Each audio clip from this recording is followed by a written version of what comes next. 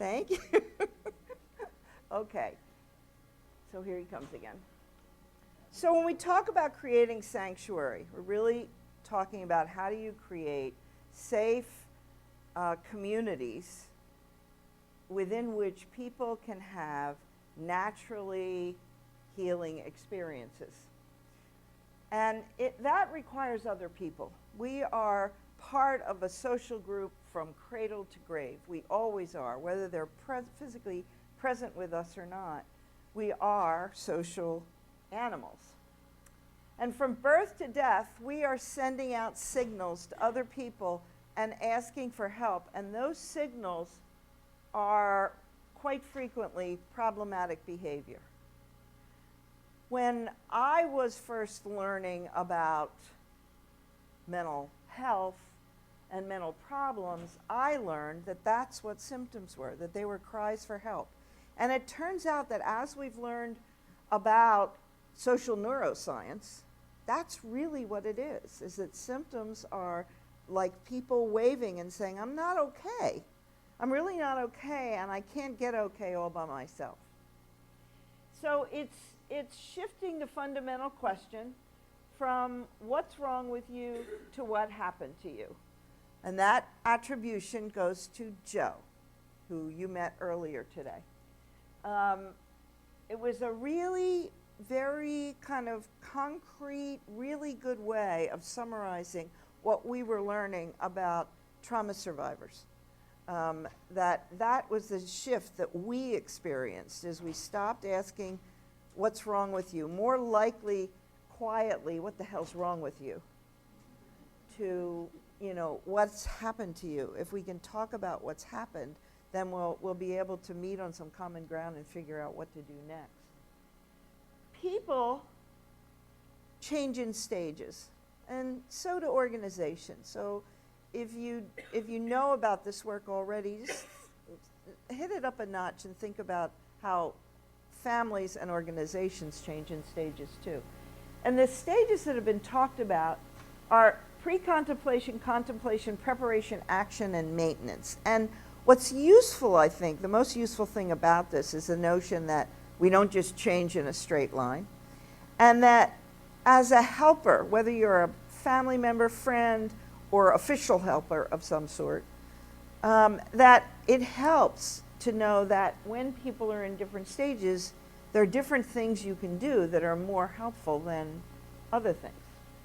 So we just quickly look at that. And pre-contemplation is before somebody's thinking about change. They're really denying that there's really a problem.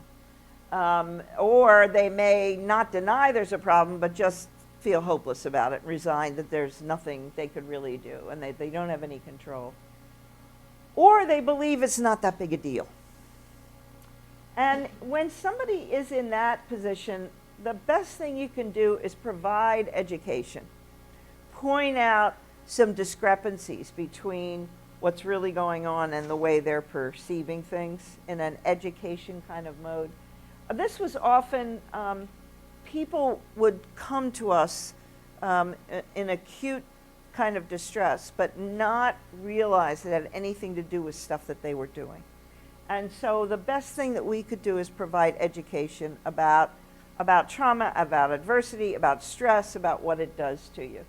But you can't really push people faster from one stage to another. They're more likely just to push back when they're at this point rather than move. But with any luck, they get to the contemplation stage where they're really not really convinced they need to know anything different, but they're starting to really think about the pros and cons, the benefits and the risks, and you hear a lot of, yeah, but I can't, yeah, but, I couldn't do that, yeah, but I don't want, yeah, but. And what do you need to do when you hear that? Well, just explore that. Just explore with them the different points of view. You want to be pretty neutral and help people to see that there is a decisional balance there. The next stage is preparation. So this is the point at which people have decided, yeah, they want to make a change. And they're starting to think about what that change should look like. And they're starting to experiment with small changes. So we treated people with some really severe problems. And one of the severe problems that we would see is that people would be cutting themselves as a way of trying to maintain a balance, really. They were using that behavior as a way of trying to manage really worse feelings. And the way they'd start to change, they'd be ready to change, but they wouldn't just suddenly stop cutting. They would stop cutting with something as severe as a box cutter. And that was great, because they were experimenting with whether or not they could do it, whether it was really possible to make some kind of change. And what you want to do then is really encourage whatever small change a person is making, you really want to support it. Not say, well, yeah, but you didn't really stop all the way. No. Any improvement is improvement. So you want to make change really be the priority, even the smallest kinds of change, and help people make realistic plans. So at that point, your role, no matter what you're doing, is more as a consultant to how to help that process along. And then they're taking action. The person is really committing themselves to change. They're taking some change, and really what they need from you is help in not taking on too much too fast. So right size steps, because you in the change process, you're kind of in a vulnerable state still, so you want to help the person make right size steps. And plan for situations that are going to be particularly stressful, so that they've thought ahead of time, what are they going to do when they got to get together with their family, and that's their mother-in-law is the issue, and they're going to have to be there for Christmas. That the planning for whatever the high-risk situation is for that particular issue. And then there's maintenance. The person, this can go on for a lifetime. The person has developed new behaviors and coping strategies, and what they need from you and from other people is a support system. And there may be maintenance kinds of therapeutic interventions. However, being human, as we are, we're likely to relapse, because the process of change is never straight ahead, straightforward, onward. It's not like that. So what about relapse? It's the rule, not the exception. We go backwards often before we go forward.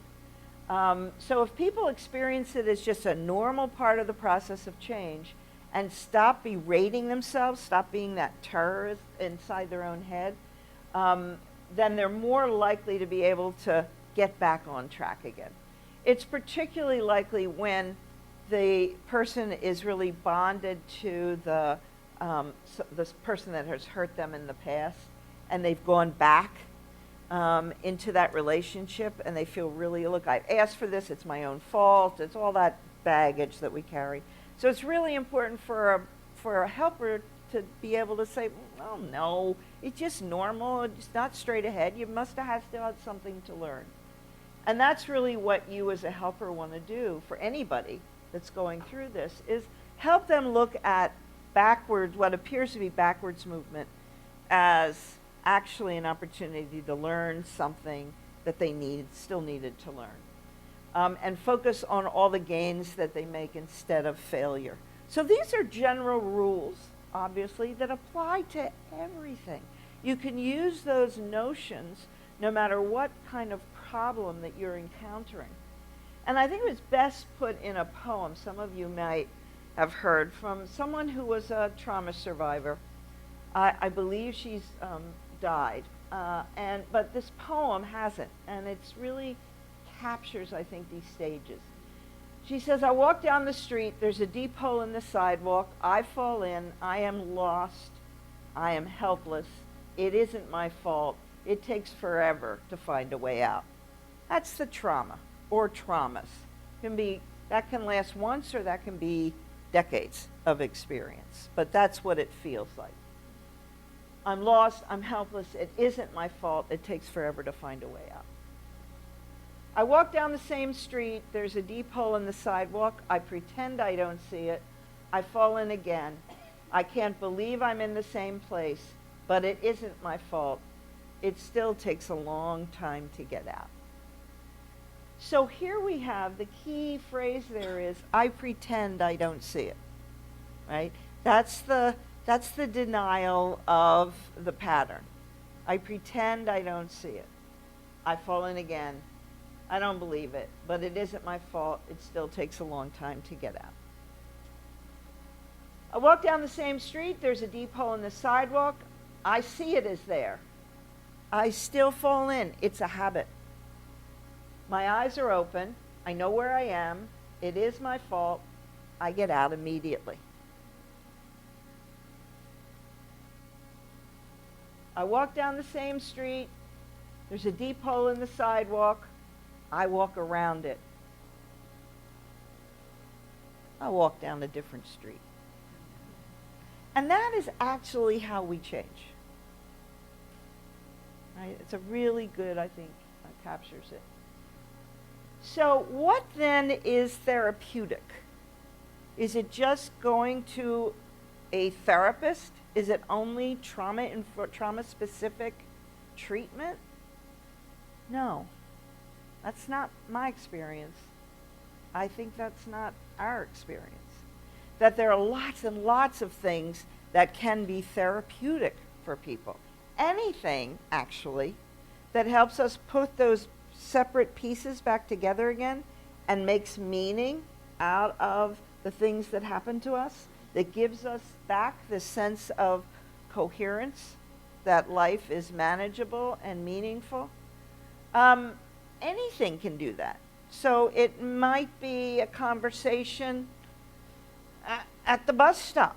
It might be something in the grocery store. It might be an arts project. It might be something somebody wrote. It might be something they read in the newspaper, a movie they see on TV. It could be anything that strikes a chord with a person at a particular moment, just when they need it. So that really speaks then to, you want to have, if therapy is just for very, very disturbed people and you only get that with very few defined people, well then we're never going to be able to deal with the enormity of the public health problem that is confronting us. We need everybody to think therapeutic. We need everybody to see themselves as an agent of potential change, not just for themselves, but for other people. So, how do we do that? How do we do that for families, organizations, and communities? Well, it's pretty tricky. That's a big deal. So, the questions are, how do you get a lot of people from very diverse backgrounds who have a wide variety of experiences on the same page, speaking the same language, and sharing a consistent, coherent, and practical theory? How do you do that? Because that's really what we're talking about. When we talk about community healing, it means everybody's got to have a similar knowledge base, be able to use it in a lot of different circumstances. So it can't be so complicated, right, that you can't use it. You know, if you have to go to graduate school for you, it's not going to be that advantageous to everybody in a community. And you want people who are experiencing bad things to hear the same thing over and over again from wherever they go. They're hearing the same kinds of fundamentally healing concepts. That means people have to share the same language and be on the same page. Well, first I think you got to start with the notion of what a community is. A community is not established by having people live next door to each other. That doesn't make a community. It can make a neighborhood, it can make a street, but it doesn't make a community. A community is a group of people sharing a common interest and set of values. People that are members of a community often view the world through a similar lens that dictates how members of the community then deal with everybody else around them. And what trauma and adversity is about is changing that lens. Right now we've got lots of different lenses, so depending who you are, you might have a different lens from the person next to you or the person next door to you. We have to have on the same lens, and these are the trauma lenses that we look through. That is the whole issue of changing, making that shift from what's wrong with you to what happened to you. It's really functioning at the level of culture. And culture is the pattern of shared basic assumptions that any group has learned as it solved its problems, and it's worked well enough to be taught to new people who enter the culture. It's the how we do things around here. It is the accumulated wisdom of anybody that's ever been a part of it. And it is largely unconscious in most places. So families have cultures, organizations have cultures, communities have cultures, societies have cultures. There are many different pieces of that in something as large as a society. There's the East Coast and the West Coast and the South and the North. You got all these different, and they're really, those differences are really about what those, how we do things around here thing is, and represents the, at best, the accumulated wisdom. But it usually is, by the time it gets to people now, it's usually pretty unconscious. So that, for example, it's easiest to look at in organizations because they're kind of more manageable size. So in an organization, the organizational culture may have been created 100 years ago, whenever the organization started, or 50 years ago. And it may be represented in the things in the organization or on the boardroom walls or in the pictures on the wall may say some things. But the people now that are there now may have no clue what that originated from or why or what it's about. And so the culture isn't serving the purpose it originally did, which is keeping everybody together, sharing the same conceptual framework and the same language and the shared same basic values.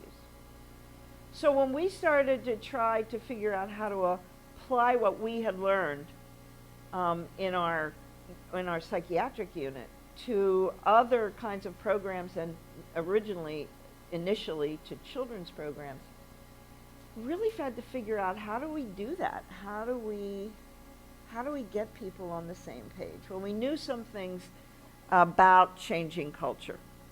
We knew that change would not happen if fear is running the show. So it's really important, the whole issue of being safer together, developing more trust in people within your sphere of influence, and diminishing the sense of fear, really important, or change won't happen. But as I said earlier, it has to include all levels of safety.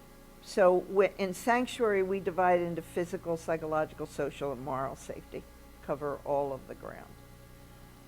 It has to involve everybody in the system.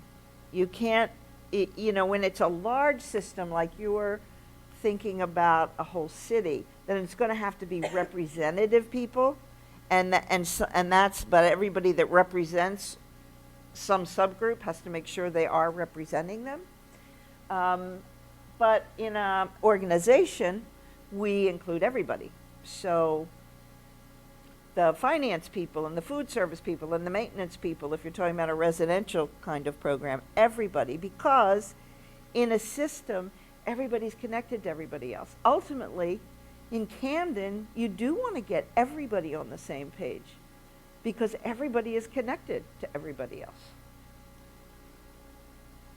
To do that, you're going to need more honesty, more openness, more transparency. That's both cognitive and emotional. People have to be able to be honest with each other without being brutal. And that's what open communication is really about. You'll have to retrieve memory.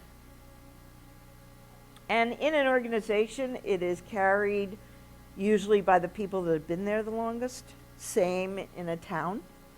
What is the memory of what has happened, what has transpired, getting the history.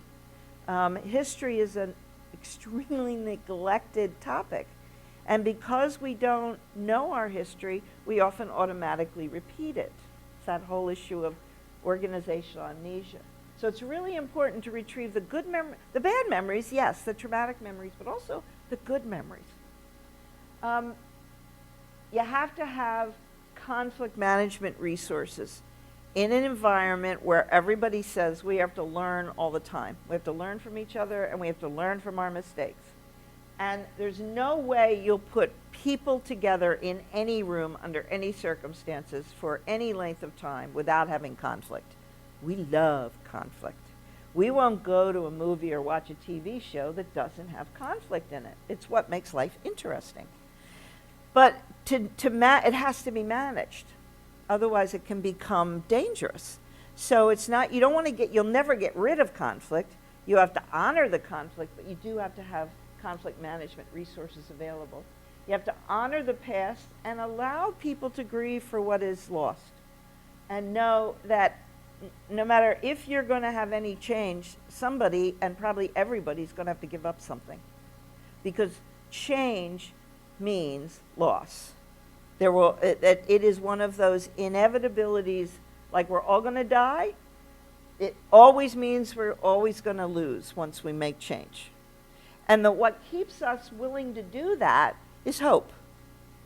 So the reason we're willing to give up whatever we got to give up now in order to get something, it's because we have a vision of the future. So you have to build in a vision of what you want to get to in order to get people moving and get over the fear and often terror of losing more. That means you got to mobilize imagination and a desire for innovation. Because if you could already solve the problems, you would have solved them. So it means that there's going to have to be a lot of creativity and innovation because we're facing problems we've never actually had to face before. And that means managing from the future. Really critical role of leaders. And that you're all here indicates an interest in exerting some leadership, which we desperately need. Not just in the city, we need it everywhere. So one of the critical functions of leadership is to hold that vision and to inspire people to pull them towards something new that has never happened before and help them deal with what they're going to have to give up in order to get there. And to do that, you have to capture even the tiniest little bit of success. Being here is a great success. You guys have all devoted a whole day of your very valuable time to be here. That's meaningful. That is success in its own right. Are you done yet? No, of course not. But it is a beginning. And you've had to give up a lot to be here today. So creating sanctuary refers to the shared experience of creating and maintaining safety, we think, within any social environment. We think it applies because it applies to people. What we've learned is that there are certain basics that you have to have in order to create safe community. You have to have a shared knowledge base. You have to have shared values. You have to have a shared language, a shared practice, and a shared mission. That's what we discovered in trying to figure out how to apply all of this trauma-informed knowledge at a bigger level, rather than the individual level, but really as a public health kind of approach. So we call that the 4 pillars of sanctuary. Trauma theory, the sanctuary commitment, self, and the sanctuary toolkit. The shared knowledge base is we've never had before. We, the big cultural we, the big social service we have never had an integrating framework. We have a gazillion different schools of thought. We've never integrated them all together. That has not happened yet. So this knowledge base, which is way broader and bigger than I was able to cover in the short time we had this morning, is really about bringing together all that we know about human beings and human systems under one very big umbrella. It heals the mind-body split that still exists and that plagues medicine. It provides a developmental continuity. There's no, right now, servicers are, you got for kids and for adults, and it's like they're two different species. They're not. It's a continuum, a developmental continuum. It supports engaging the social determinants of health, because we're learning all that stuff about toxic stress and allostatic load says, well, you can't just discount the fact that people are living in poverty or they've been multi-generationally exposed to racism. That matters. It has had an impact. Some good, some not so good at all. But you have to reckon with that. And it provides an integrative framework for body, mind, and soul. So it doesn't have to be either or.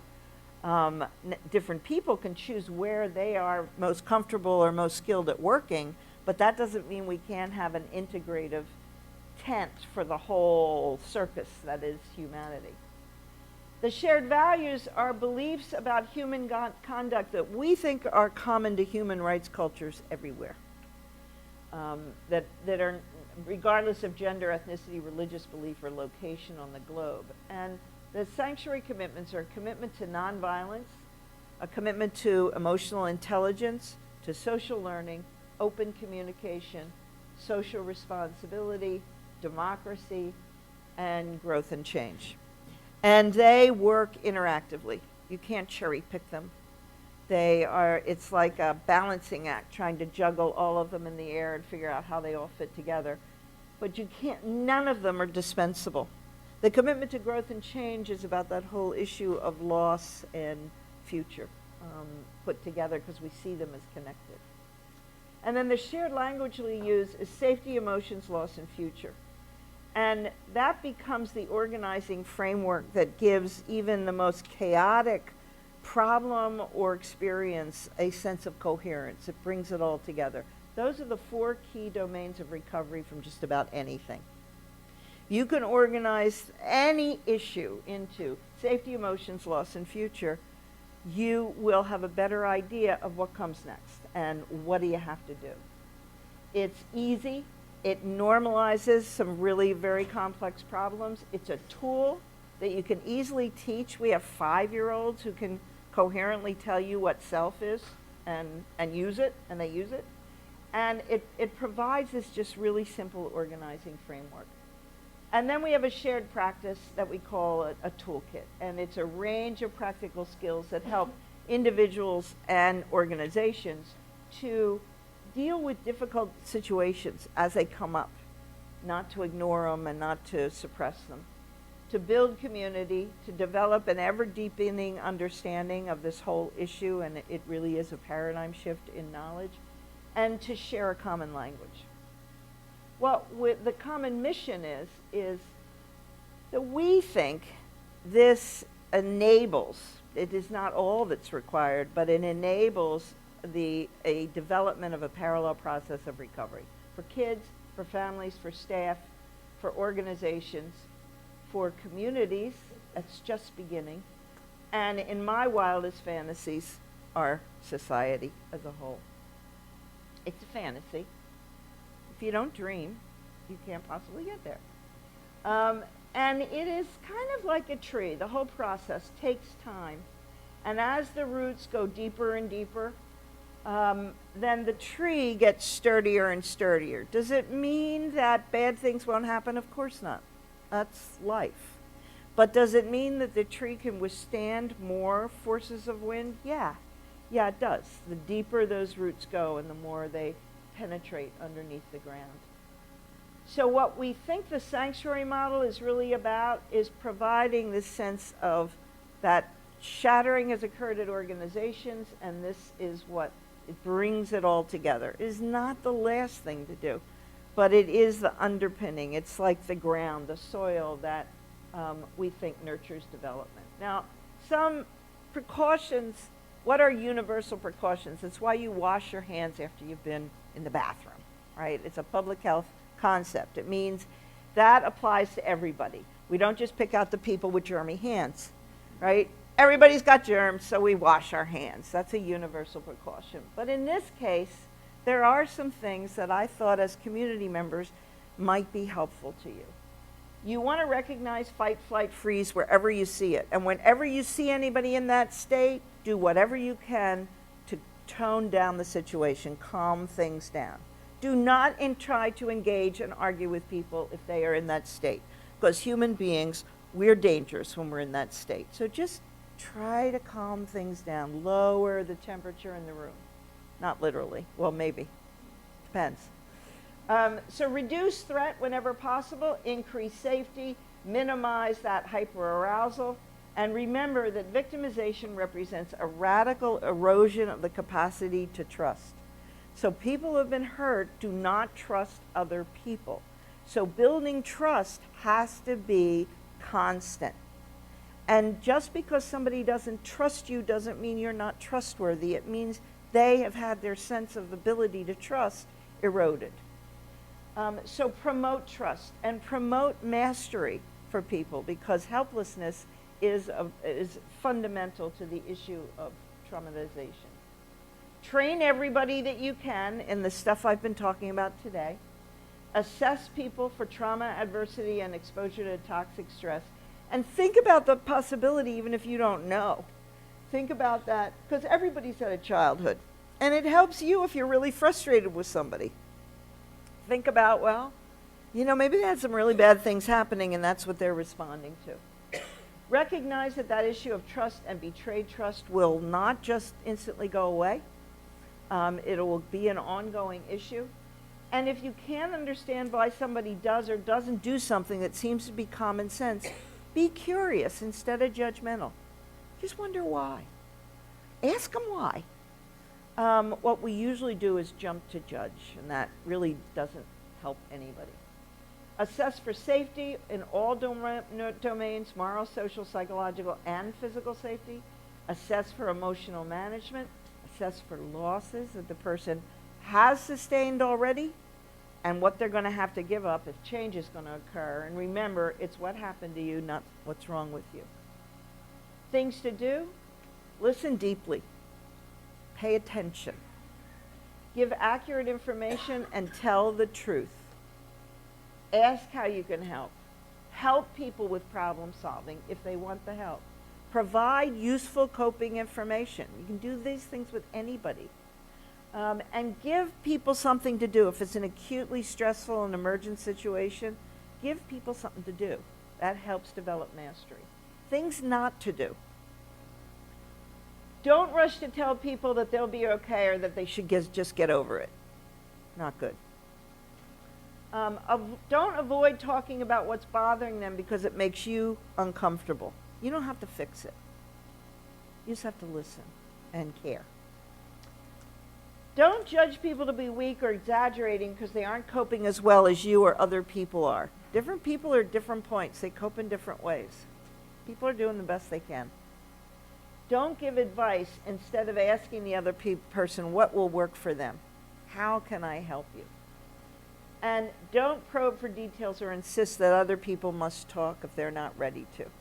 Just say you're there. There's always a lot you can do, even if you have very little time. Listen to the story and be willing to bear witness to pain. And that's often all the other person needs.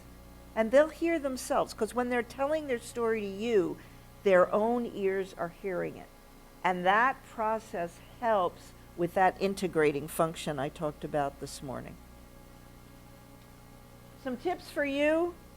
We need values-based, visionary leadership badly everywhere.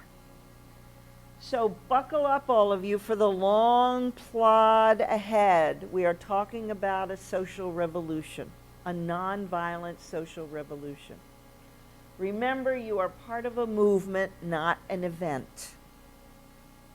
So make sure that you feed each other, that you rest, that you learn from each other, and that you exercise kindness and respect and have as many laughs along the way as you possibly can. Those are the 3 books that this is all about. I have a trilogy. It ain't Star Wars, but there's 3 of them. And now I'll turn it over to Father Jeff.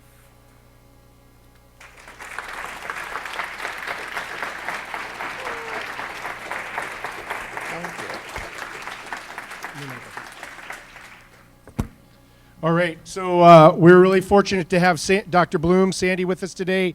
How about another round of applause for her, huh?